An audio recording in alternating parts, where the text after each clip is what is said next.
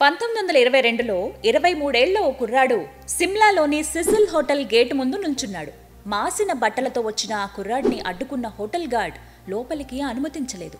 కానీ ఎవ్వరికీ తెలియదు, మాసిన బట్టలు వేసుకున్న ఆ కుర్రాడు కొద్ది రోజుల్లోనే అదే హోటల్కు యజమానవుతాడని. అంతేకాదు, ప్రపంచవ్యాప్తంగా అత్యంత లగ్జూరియస్ హోటళ్లు పెడతాడని ఊహించలేదు. అప్పటి ఆ 23 ఏళ్ల కుర్రాడు ఎవరో కాదు, ఇప్పటి వరల్డ్ ఫేమస్ ఒబెరాయ్ హోటల్స్ వ్యవస్థాపకుడు మోహన్ సింగ్ ఒబెరాయ్. ఈ సక్సెస్ స్టోరీని చూసే ప్రతి ఒక్కరూ వీళ్లలాగే జీవితంలో మీరు సక్సెస్ అవ్వాలని 6JVR మనస్ఫూర్తిగా కోరుకుంటోంది. South India famous astrologist and gemologist Lakshmi Ganapathirao Jamalapuram 6JVR ద్వారా ఇండియాలో అతి తక్కువ ధరకే నవరత్నాలను, జాతిరత్నాలను అందిస్తున్నారు. పూర్తి డీటెయిల్స్ కోసం కింద నెంబర్కు కాల్ చేయండి. భారత్ నుండి విడిపోకముందు పాకిస్తాన్లోని పంజాబ్ ప్రావిన్స్లో మోహన్ సింగ్ కథ మొదలవుతుంది. 1898లో మోహన్ సింగ్ పుట్టిన 6 నెలలకే ప్లేగు వ్యాధితో తండ్రి కన్నుమూశారు. తల్లి కష్టపడి మోహన్ను చదివించింది. లాహోర్ DAV కాలేజ్లో ఇంటర్ చదవటం వల్ల మోహన్కు 2 అంశాలు కలిసొచ్చాయి. ఒకటి ఆంగ్లం పైన గట్టి పట్టు, రెండోది లాహోర్లోని షూ ఫ్యాక్టరీలో పార్ట్ టైం జాబ్. ఏ పని చేసినా 100% చేయాలనే మనిషి కావటంతో కొద్ది రోజుల్లోనే మోహన్ షూ ఫ్యాక్టరీకి మేనేజర్ అయ్యాడు. కానీ ఇంతలోనే ఊహించని విపత్తు. 1919లో రాలెట్ యాక్ట్కి దేశవ్యాప్తంగా ఆందోళనలు చెలరేగాయి. ఆ ఘర్షణలు మోహన్ పనిచేస్తున్న షూ ఫ్యాక్టరీ పైన ప్రభావం చూపించాయి. వ్యాపారం సాగక 1922లో షూ ఫ్యాక్టరీ మూతపడింది. అప్పటికే ఇష్రాన్ దేవితో మోహన్కు పెళ్లైంది. ఓ కొడుకు కూడా ఉన్నాడు. లైఫ్ సెటిల్ అయిందనే టైంలో ఉద్యోగం పోతే పరిస్థితి ఏంటి? ఇక్కడ మోహన్ ముందు 2 దారులు కనిపించాయి. దగ్గరలో ఉన్న సిటీకి వెళ్లి ఉద్యోగం వెతుక్కోవడం, లేదంటే సొంతంగా ఏదైనా వ్యాపారం స్టార్ట్ చేయడం. ఈ 2 అవకాశాలు దొరికే సిటీ కోసం వెతికాడు. 1864 నుంచి సిమ్లా బ్రిటిష్ వాళ్లకు సమ్మర్ క్యాపిటల్ గా ఉంది. సిమ్లాకు వెళితే తనకు బ్రైట్ ఫ్యూచర్ ఉంటుందని భార్య, బిడ్డతో కలిసి బయలుదేరాడు మోహన్. ఉద్యోగం వెతుకుతూ సిమ్లాలోని ఓ అందమైన బంగ్లా ముందు ఆగాడు. అది బంగ్లా కాదు, అత్యంత ధనవంతులు బస చేసే సిసిల్ హోటల్. సిమ్లా విడిచి వెళ్లేలోపు ఆ హోటల్లో ఒక్క రోజైనా పనిచేయాలనుకున్నాడు. మోహన్ అవతారం చూసిన హోటల్ గార్డ్ లోపలికి వెళ్లకుండా అడ్డుకున్నాడు. పట్టువదలని విక్రమార్కుడిలా హోటల్ చుట్టూ తిరుగుతూనే వచ్చాడు. చివరికి మేనేజర్ని కలిసిన మోహన్ జాబ్ కావాలని అతన్ని ఆంగ్లంలో రిక్వెస్ట్ చేశాడు. మోహన్ ఇంగ్లీష్ చూసి హోటల్ మేనేజర్ ఇంప్రెస్ అయ్యాడు. ఇంగ్లీష్ వాళ్లు ఎక్కువగా బస చేసే సిసిల్ హోటల్లో 50 రూపాయల జీతానికి మోహన్ క్లర్క్గా జాయిన్ అయ్యాడు. మోహన్కు కోల్ మేనేజ్మెంట్ బాధ్యతలిచ్చారు. ఇక్కడే మోహన్ తన టాలెంట్ చూపించాడు. నీళ్లు వేడి చేసి బ్రాయిలర్లలో కోల్ డస్ట్ బాల్స్ వాడితే హోటల్కు చాలా డబ్బు మిగులుతుందని ఆలోచించాడు. తక్కువ ధరకు దొరికే కోల్ డస్ట్ బాల్స్తో రాత్రంతా బాయిలర్స్ని గరం చేసేవాళ్లు. ఉదయం బొగ్గు వేసి వేగంగా నీళ్లను వేడి చేసేవాళ్లు. మోహన్ కనిపెట్టిన ఈ టెక్నిక్ మేనేజ్మెంట్కు నచ్చింది. జాబ్లో ప్రమోషన్ వచ్చింది. ఇంగ్లీష్లో ప్రావీణ్యం మోహన్ను VIP గెస్ట్ క్లర్క్ని చేసింది. ఇక్కడే మోహన్కు హోటల్ ఇండస్ట్రీ బాగా అర్థమైంది. VIP గెస్ట్ల మనస్తత్వం, వాళ్ళు ఇష్టపడే అంశాలను పసిగట్టాడు. సిసిల్ హోటల్లో Mohan most wanted guest manager అయిపోయాడు.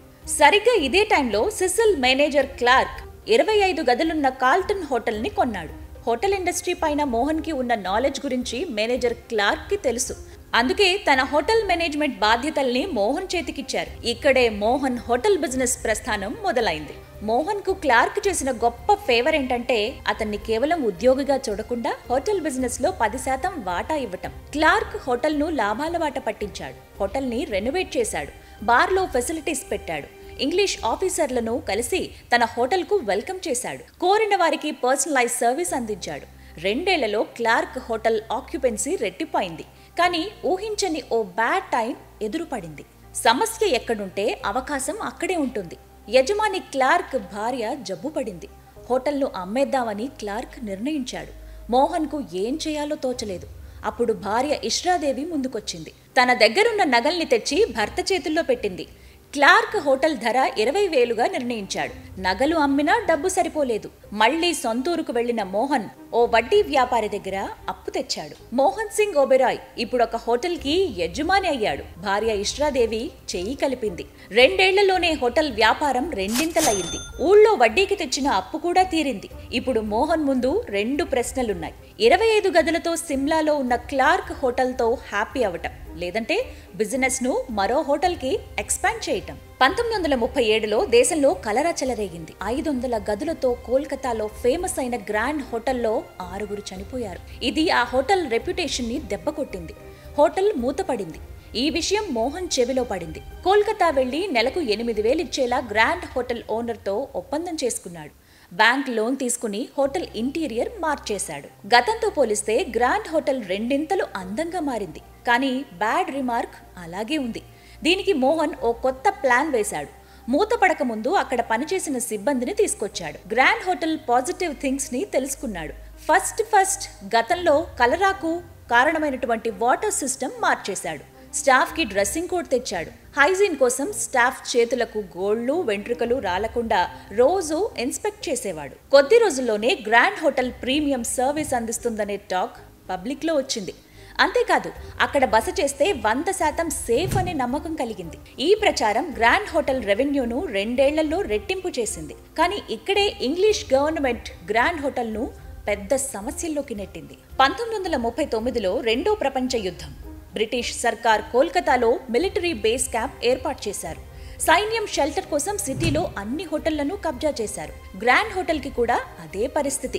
వేలు ఖర్చు చేసి గ్రాండ్ సక్సెస్ చేసిన హోటల్ ఇప్పుడు బ్రిటిషర్ల చేతుల్లోకి వెళ్లిపోయింది. సరిగ్గా ఇదే టైంలో మోహన్ సింగ్ ఒబెరాయ్ తన తెలివైన బ్రెయిన్ వాడారు. ఇంగ్లీష్లో ప్రావీణ్యం మోహన్ కు బాగా కలిసొచ్చింది. బ్రిటిష్ జనరల్ దగ్గరకు వెళ్లి మోహన్ ఓ ప్రపోజల్ పెట్టాడు. 12 రూపాయలకే ఇచ్చే హోటల్ సర్వీస్ ను సైన్యానికి 10 రూపాయలకే ఇస్తా అన్నాడు. లక్కీలీ జనరల్ దానికి ఒప్పుకున్నాడు. ఈ ఛాన్స్ ని చక్కగా మలుచుకున్న మోహన్ సింగ్ హోటల్లో ఉన్న ఖరీదైన ఇంటీరియర్ లగ్జరీ మంచాలు తొలగించాడు. వాటి ప్లేస్ లో నార్మల్ బెడ్స్ వేశాడు. ఖాళీ స్థలం ఉన్న ప్రతి చోట మంచాలతో నింపేశాడు. 1400 మంది కెపాసిటీ ఉన్నటువంటి గ్రాండ్ హోటల్ ఇప్పుడు 4,000 మంది ఉన్న కెపాసిటీకి చేరింది.